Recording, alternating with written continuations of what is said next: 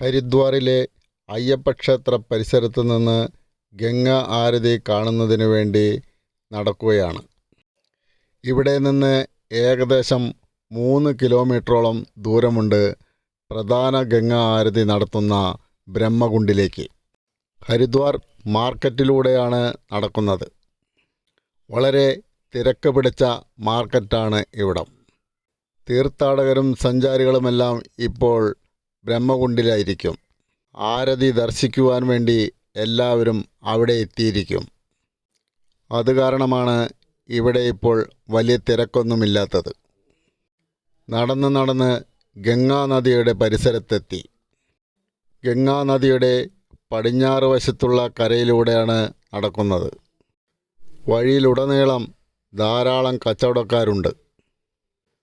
ആരതിക്ക് സമർപ്പിക്കാവുന്ന പുഷ്പങ്ങളും മറ്റും വിൽക്കുന്ന കച്ചവടക്കാരാണ് അധികവും. ബ്രഹ്മകുണ്ടിന് സമീപം ധാരാളം പേർ എത്തിച്ചേർന്നിട്ടുണ്ട്. വളരെ നേരത്തെ തന്നെ വന്ന് സ്ഥലമുറപ്പിച്ചവരാണ് അധികവും.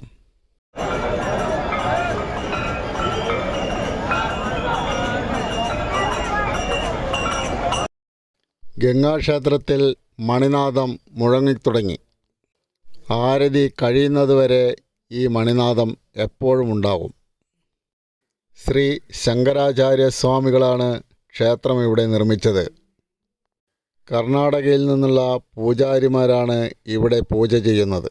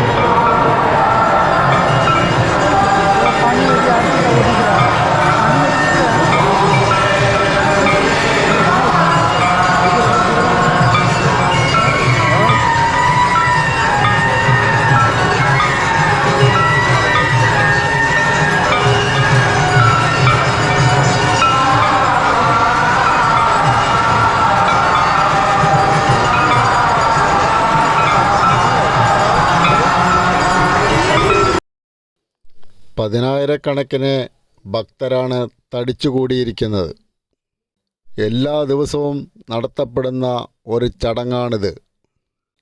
വൈകിട്ട് 6:30 നടത്തപ്പെടുന്ന ഈ ചടങ്ങ് കാണാൻ ധാരാളം ഭക്തർ എത്തിച്ചേരാറുണ്ട്.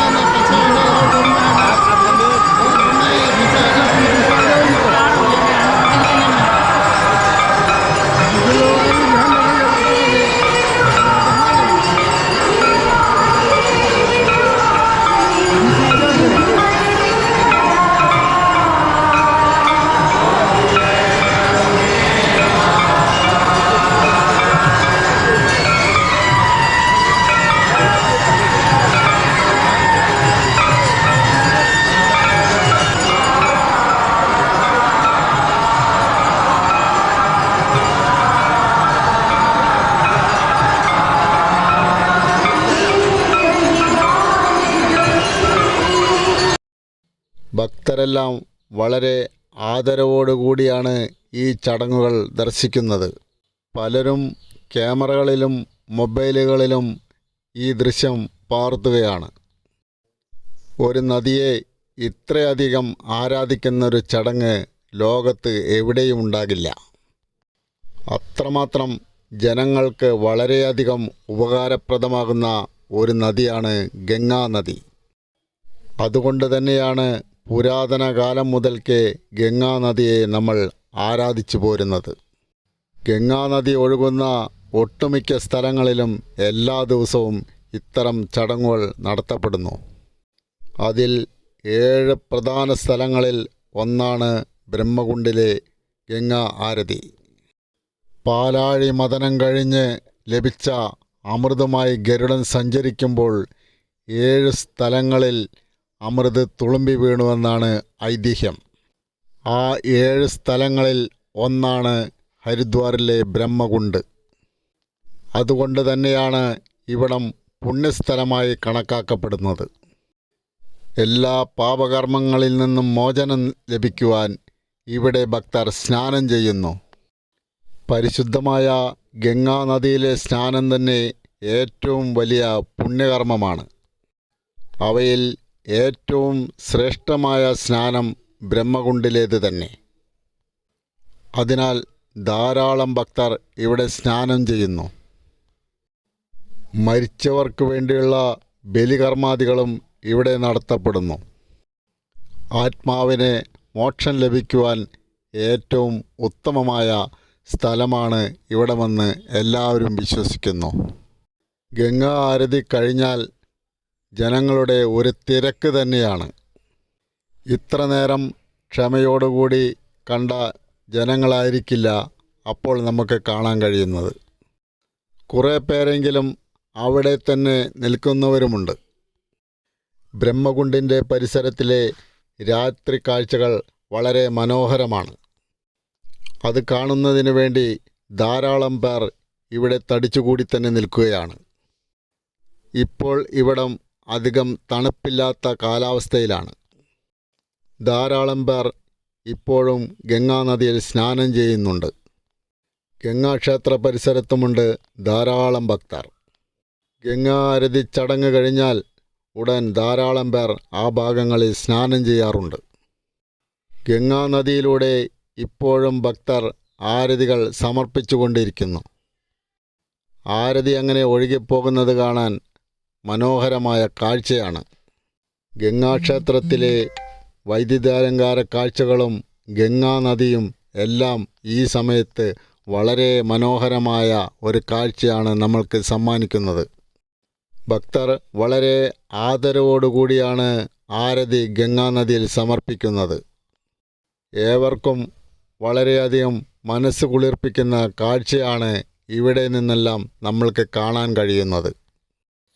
പല നാടുകളിൽ നിന്നും പല ദേശങ്ങളിൽ നിന്നും വന്ന ഒരുപാട് ഭക്തർ. നമ്മുടെ മനസ്സിന് വളരെയധികം സന്തോഷം നൽകുന്ന കാഴ്ച. പുണ്യനദിയായ ഈ ഗംഗാ പരിസരത്ത് നിന്ന് നമ്മൾക്ക് കാണാൻ സാധിക്കുന്നു. കടവുകളോട് ചേർന്ന് ചങ്ങലകൾ ബന്ധിപ്പിച്ചിട്ടുണ്ട്. അതിൽ പിടിച്ചുകൊണ്ട് വേണം നദിയിൽ മുങ്ങിക്കുളിക്കുവാൻ. വളരെയധികം കുത്തൊഴുക്കുള്ള ഭാഗമാണ് ഇവിടം. വളരെ വീതിയുള്ള ഗംഗാ നദിയാണ്. അതിൽ നിന്ന് കൈവരിയായി ചെറിയൊരു ഭാഗം തിരിച്ചിരിക്കുന്നു എന്ന് മാത്രം. മനോഹരമായ ഒരു ക്ലോക്ക് ടവർ ഇവിടെയുണ്ട്. ഈ ഭാഗം ഒരു ചെറു ദ്വീപായി തയ്യാറാക്കി വച്ചിരിക്കുകയാണ്. ഇതിൻ്റെ പരിസരങ്ങളിലെല്ലാം ധാരാളം പേർ സ്നാനം നടത്തുന്നു. ചുറ്റും ഗംഗാ നദിയാണ്. എവിടെ വേണമെങ്കിലും ആർക്കും സ്നാനം നടത്താം. അതിനുള്ള സൗകര്യങ്ങളെല്ലാം അവിടെ തയ്യാറാക്കി വച്ചിട്ടുണ്ട്. വീതിയുള്ള ഭാഗങ്ങളിൽ കൈവരികൾ കെട്ടിയിട്ടാണ് സ്നാനഘട്ടങ്ങൾ തയ്യാറാക്കി വച്ചിരിക്കുന്നത്. സ്നാനഘട്ടങ്ങളും പാലങ്ങളും ഗംഗാ നദിയും എല്ലാം കൂടി ചേർന്ന് മനോഹരമായ കാഴ്ചകളാണ് നമ്മൾക്ക് ഇവിടെ നിന്ന് കാണാൻ കഴിയുന്നത്. മനോഹരമായി ലൈറ്റപ്പ് ചെയ്ത പാലങ്ങളും നമ്മൾക്ക് ദൂരെ നിന്ന് കാണാം. ആർക്കും ഇഷ്ടപ്പെടുന്ന കാഴ്ചകളാണ് അതെല്ലാം. എത്ര നേരം ഇവിടെ ചെലവഴിച്ചാലും മതിവരാത്ത ഒരു അന്തരീക്ഷമാണ് ഇവിടമെല്ലാം. കണ്ടാലും മതിവരാത്ത മനോഹരമായ കാഴ്ചകൾ. ഒരുപാട് സമയം ഗംഗാനദിയുടെ ബ്രഹ്മകുണ്ട് പരിസരത്ത് ചിലവഴിച്ചു. വളരെ അടുത്തുനിന്ന് കാണുമ്പോഴാണ് ഗംഗാനദിയിലൂടെയുള്ള വെള്ളത്തിൻ്റെ കുത്തൊഴുക്ക് നമുക്ക് മനസ്സിലാക്കാൻ കഴിയുന്നത്. എപ്പോഴും നല്ല തണുത്ത വെള്ളമായിരിക്കും ഗംഗാനദിയിൽ ഈ ഭാഗങ്ങളിലെല്ലാം. അതുപോലെ കുത്തൊഴുക്കും തിരിച്ച് നടക്കുകയാണ്. ഇനിയും 3 കിലോമീറ്ററോളം ദൂരമുണ്ട് താമസ സ്ഥലത്തേക്ക്. മാർക്കറ്റ് പരിസരത്തെല്ലാം ഇപ്പോഴും നല്ല തിരക്കാണ്. സമയം രാത്രി 9 മണി കഴിഞ്ഞിരിക്കുന്നു.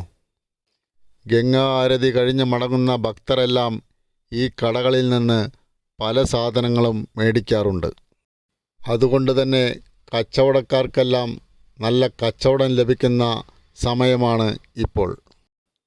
പലവിധ സാധനങ്ങളുമുണ്ട്, ആർക്കും വാങ്ങാൻ തോന്നുന്ന സാധനങ്ങൾ. ഒരുവിധം മിതമായ വിലയിൽ തന്നെയാണ് കച്ചവടങ്ങളെല്ലാം. പൂജാമുറി അലങ്കരിക്കേണ്ട സാധനങ്ങളാണ് മിക്കവാറും കടകളിൽ വിൽപ്പന നടത്തുന്നത്. ഹരിദ്വാറിലെ മാർക്കറ്റിലുള്ള ഒരു ലസ്സിക്കടയാണിത്. പഴയ കടയാണ്. ഹരിദ്വാറിൽ വന്നാൽ ഇവിടെ നിന്ന് ഒരു ലസ്സി കുടിക്കുക ഒരു പ്രധാന ചടങ്ങാണ്. മിക്ക സ്ഥലങ്ങളിലും ലസ്സി ലഭിക്കുമെങ്കിലും ഇതുപോലെയുള്ള ഒരു ലസ്സി ഹരിദ്വാറിൽ ഇവിടെ തന്നെ ലഭിക്കുകയുള്ളൂ എന്നാണ് എൻ്റെ അഭിപ്രായം. ഏതായാലും അവിടെ നിന്ന് 2 ലസ്സി വാങ്ങിക്കഴിച്ചു. വളരെയധികം രുചികരമായ ലസ്സിയാണ്. ഹരിദ്വാർ യാത്രയിൽ പോകുന്നവർ പ്രത്യേകമായി ശ്രദ്ധിക്കേണ്ട ഒരു കട തന്നെയാണ് ഇത്. പ്രകാശ് എന്നാണ് ഈ കടയുടെ പേര്. പ്രകാശ് ലോക് എന്ന കടയിൽ നിന്ന് ലസ്സി കഴിച്ച് ഇറങ്ങുകയാണ്.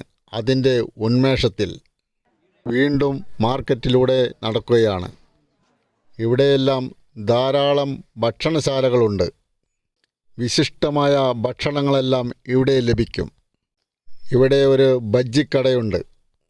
കടച്ചക്ക, വഴുതിനങ്ങ, താമരത്തണ്ട്, വാഴത്തണ്ട്, ഉള്ളി, ചേന, ഉരുളക്കിഴങ്ങ് എന്നുവേണ്ട മിക്കവാറും പച്ചക്കറികൾ ബജ്ജിയാക്കി ഇവിടെ തയ്യാറാക്കി തരും.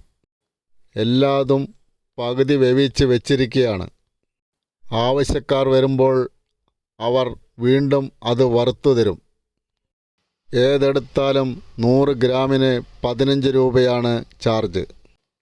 ഞങ്ങൾ കുറച്ച് ബജ്ജിക്കുള്ള സാധനങ്ങൾ വാങ്ങി. ഇനി അത് പൊരിച്ചു തരും. വളരെ നല്ലൊരു ഗന്ധമാണ് ഇവിടെയെല്ലാം. പൊരിച്ച പലഹാരങ്ങളുടെ ഗന്ധം ആരെയും അത് കൊതിപ്പിച്ചു കളയും. അതുകൊണ്ട് തന്നെയാണ് ഇവിടെ കയറാനുള്ള കാരണവും. ചെറിയ പൈസയെ വേണ്ടി വന്നുള്ളൂ ഭക്ഷണത്തിന്. എല്ലാതും തിന്നു തീർക്കാൻ നമ്മളെക്കൊണ്ട് കഴിയില്ല എന്ന് മനസ്സിലായി. കുറച്ച് ഭക്ഷണമെല്ലാം വഴിയിൽ പോകുന്നവർക്കും കൊടുത്തു. വഴിയാത്രക്കാർ ഭക്ഷണ സാധനങ്ങൾ വളരെ തൃപ്തിയായി തന്നെയാണ് സ്വീകരിക്കുന്നത്. ഇതൊക്കെ തന്നെയാണ് നമ്മൾക്കുള്ള സന്തോഷവും. നടന്ന് താമസ സ്ഥലത്തെത്തി.